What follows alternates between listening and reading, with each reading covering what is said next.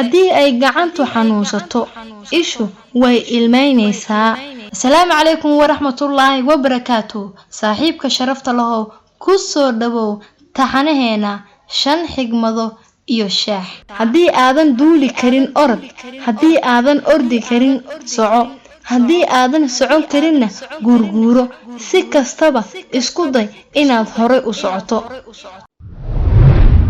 habeen kasta oo mugdi ah waxaa ka dambeeya maalin iftiin badan. wanaag hormarso si markaaga lagu wanaajiyo.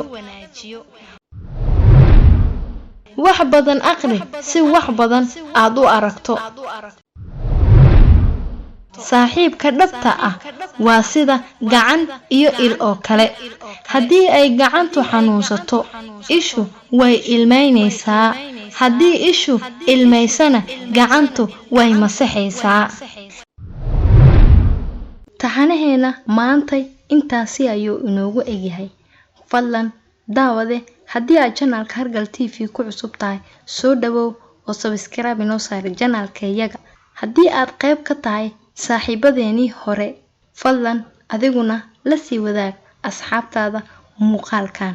qaybta hoose ee commentigana inoogu reeba fikradihiina quruxda badan. mahadsanidin.